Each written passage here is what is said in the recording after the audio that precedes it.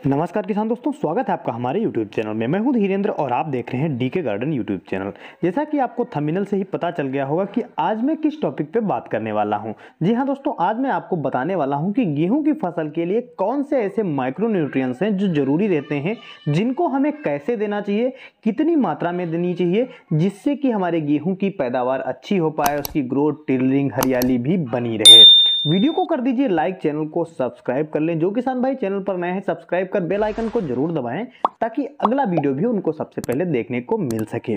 गेहूं की फसल के लिए जो जरूरी पोषक तत्व हैं, जो माइक्रो न्यूट्रिएंट्स हैं, जिनका कॉम्बिनेशन आपको एक बार स्प्रे के रूप में या दानेदार फार्म के रूप में देने से क्या रहता है, जो फसल है उसकी ग्रोथ, हरियाली, टिलरिंग अच्छी होती है, जिससे पैदावार अच्छी मिलती है।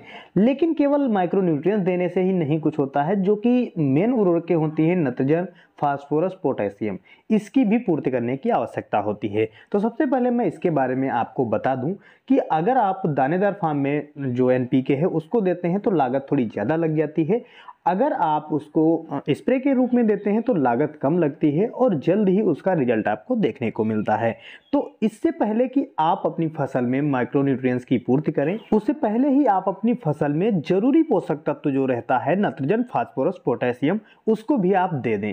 अगर आप स्प्रे के रूप में लेते हैं तो एनपीके 19-19-19 आपको पहली दूसरी सिंचाई के बीच करनी चाहिए। इसके बाद जब हमारी फसल करीब गभोड़ अवस्था में पहुंच जाए तो एनपीके जो 05234 है वो देनी चाहिए।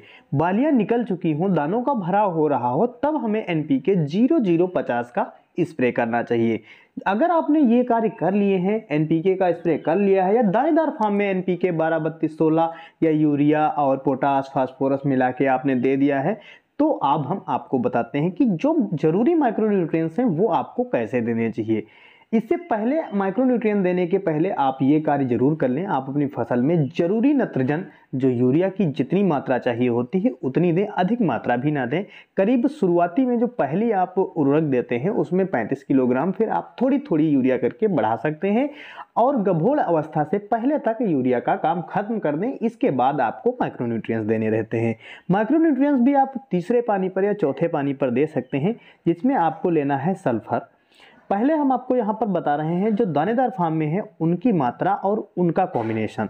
इसमें आपको सल्फर 90% वाली जो आती है 2 से 3 किलोग्राम 1 एकड़ के लिए लेनी है। मैग्नीशियम सल्फेट 5 से 6 किलोग्राम 1 एकड़ के लिए, manganese sulphate 1 kilogram, ferrous sulphate 1 से 2 किलोग्राम, जिंक आपको 2 किलोग्राम लेनी है, बोरान आपको 250 ग्राम लेनी है, यानी 250 ग्राम।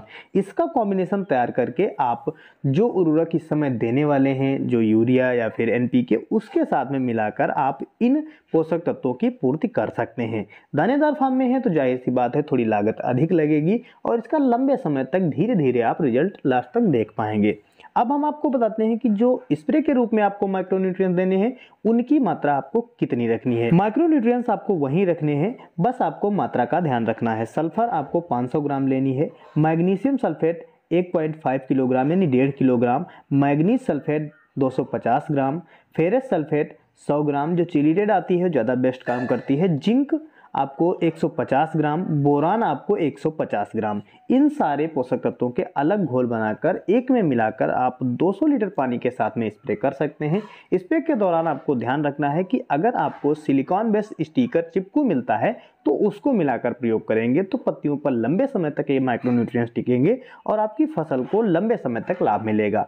दोस्तों, अगर आप पैदावार अधिक लेना चाहते हैं तो हमारे चैनल को सब्सक्राइब कर लें। ये वाली जानकारी अगर अच्छी लगी हो तो वीडियो को लाइक करें, अपने मित्रों में शेयर करना ना भूलें। धन्यवाद।